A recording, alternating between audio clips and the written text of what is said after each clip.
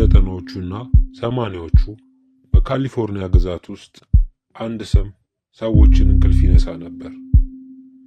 ዘ ጎልደን ስቴት ኪለር። ይህ ሰው ዝም ብሎ ነፍሰ ገዳይ አልነበረም። ቤቶችን ሰብሮ በመግባት ቤተሰቦችን በማሰርና በማሰቃየት የሚታወቅ ጭራቅ ነበር። ፖሊስ ለ40 ዓመታት በሺዎች የሚቆጠሩ ሰዎችን መረመረ። ነገር ግን ወንጀለኛውን ከጥላ በላይ ሆኖ ተሰወረ። ለ40 ዓመታት ሳይያዝ የኖረው ይህ ሰው ማን ነው? እንዴትስ ፖሊስን ለዚህ ሁሉ ዘመን ሊያታልል ቻለ? ዛሬ በጥልቀት ሚዲያ በዓለም ላይ እጅግ አስገራሚውን የወንጀል ምርመራ ድል እንመለከታለን። ይህ ሰው እጅግ ብልህ ነበር። በካሊፎርኒያ ውስጥ ከ50 በላይ ሴቶችን አስገድዶ ደፍሯል። 13 ሰዎችንም ገሏል። ወንጀል ከፈጸመ በኋላ ምንም አይነት አሻራ አይተውም። ፖሊስ ግራ ገባው። ይህ ሰው የወንጀል ምርመራን ጠንቅቆ ያውቃል የሚል ጥርጣሬ ቢኖርም እውነቱን ግን ከዚያ በላይ ነበር። የሚገርመው ነገር ወንጀለኛው ተጎጂዎችን ስልክ እየደወለ ያስፈራራቸው ነበር። ልገድልሽ ነው እያለ በጨለማ ድምፅ ይዝታል። ከዚያም በድንገት ድምፁ ጠፋ።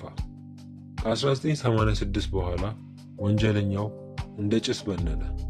ፖሊስ ሞቷል ወይም ታስሯል ብሎ ደመደመ። ዓመታትንም አለፈ። 2018 ዓመተ ምህረት እንደሚባለው መጣ። መርማሪዎች አዲስ ሐሳብ አመጡ። የወንጀለኛውን ዲኤንኤ እንደ አንሴስትሪ ባሉ የዘር ግንድ መፈልፈያ ድረ-ገጾች ላይ ለምን አንፈትሽም አሉ። ውጤቱም አስደናቂ ነበር። የወንጀለኛው የሩቅ ዘመዶች ተገኙ። መርማሪዎች የዛፉን ቅርንጫፍ እየተከተሉ ሲሄዱ ወደ አንድ ሰው ደረሱ። ጆሴፍ ጄምስ፣ የ72 ዓመት አዛውንት። መርማሪዎች ይህን አዛውንት መከታተል ጀመሩ። በድብቅ ሽንት ቤት ውስጥ የተጠቀመበትን ሶፍት ከመጣያ ውስጥ አግኝተው መረመሩ። ውጤቱም 100% ተመሳሰለ። ዓለምን ያስደነገጠ እውነት እዚህ ጋር ነው።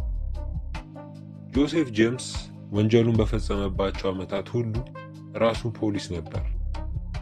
ቀን ቀን ወንጀለኞችን እያሳደደ ሰዎችን የሚያድን መስሎ እየታየ በሌሊት ግን ጭራቆን ይወጣ ነበር። ለ40 ዓመታት ከጎረቤቶቹ ጋር እንደ ሰላማዊ ሰው አዛውንት ሆኖ ሲኖር ነበር። ጆሴፍ በቁጥጥር ስርም ዋለ። በፍርድ ቤት ፊት ቀርቦ ሁሉንም ወንጀሎቹን አመነ። በሺዎች የሚቆጠሩ ቤተሰቦችም ለ40 ዓመታት ሲጠባበቁ የነበሩትን ፍትህ አገኙ። የዛሬው ጥያቄ ለእናንተ ነው።